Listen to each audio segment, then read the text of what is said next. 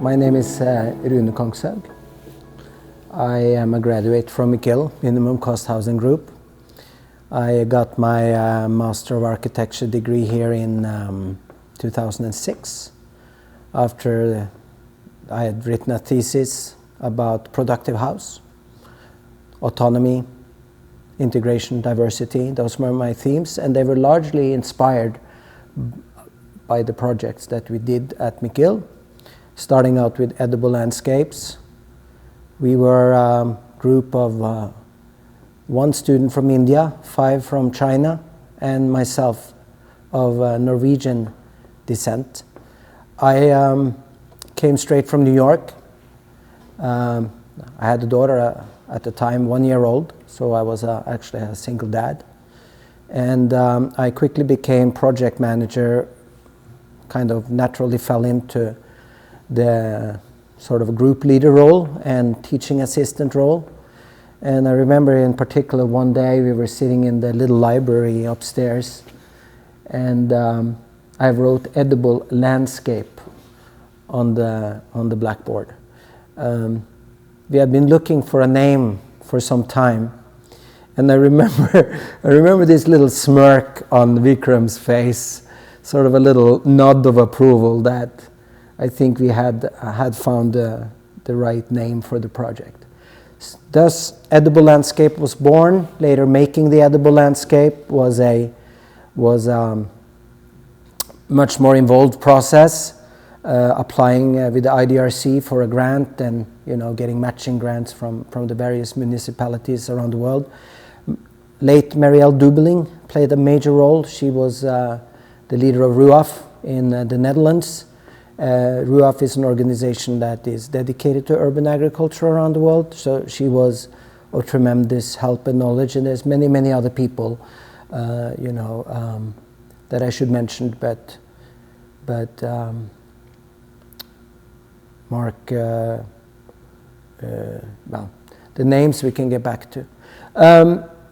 One funny thing, we published this EL1, Edible Landscape 1, and I remember doing this graphic,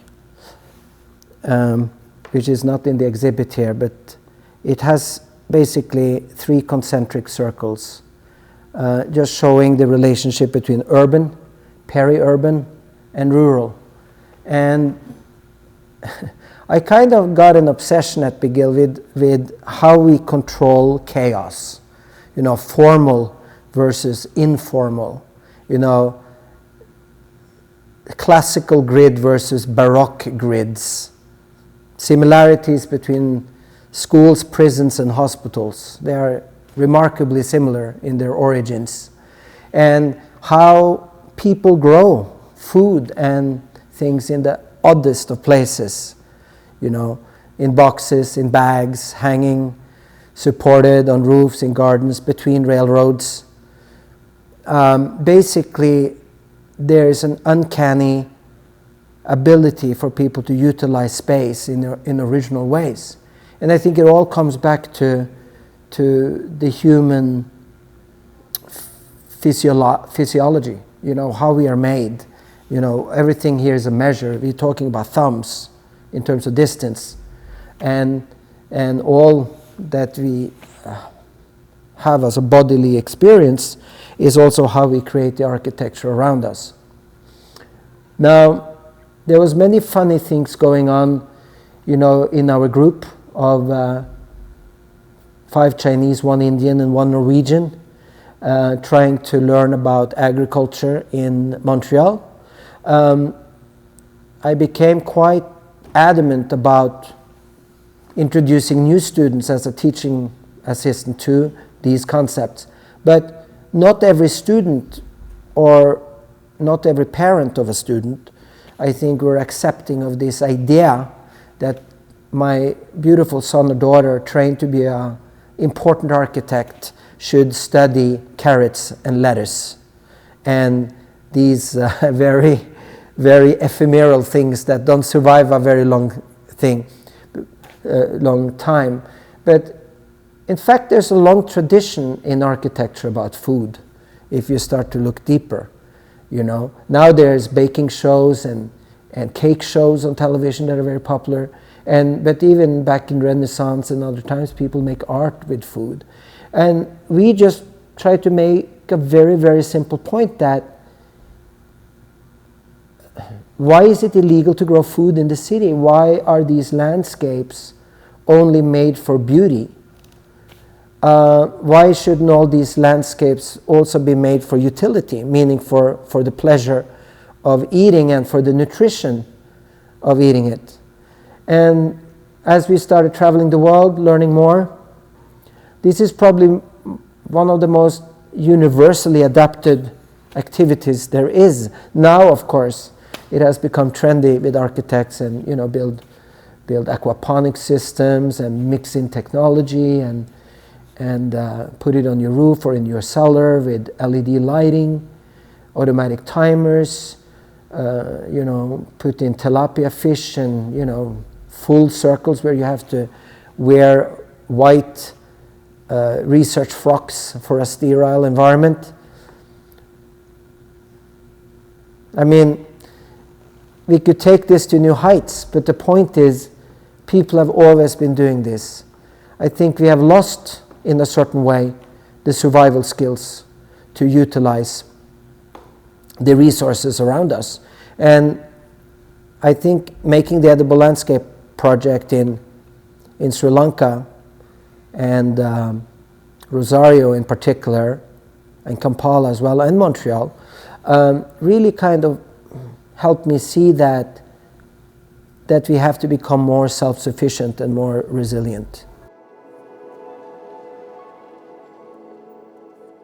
When I came back after these and I had completed my thesis, I actually built the productive house. And that was in large part inspired by the Making the Edible Landscape project. And that's a separate project. But instead of parking lots, I made community gardens in the project and basically incorporated many of the lessons that I learned in edible landscapes in that first architectural project. And now we are building new construction technologies that are intended to be mobilized quickly around in the world, especially after crisis, and be able to respond to the huge humanitarian and reconstruction needs that there are because of war, because of natural disaster. So we are testing out these systems now, and I think to a large extent thinking in these new directions. I don't think I would have had the courage to do so if I hadn't learned through the minimum cost housing program how we build multi-layered collaborations, between grassroots at the grassroots level, bottom up, tabletop lending, micro lending, those kind of ways to engage with the community in a participatory way, and also top down, how we deal with banks, funders, development agencies, international institutions, governments, both at national level and maybe most importantly on the municipal level and the city level, because after all it's mayors and city councillors and municipal leaders that maybe have the most direct impact on the built environment.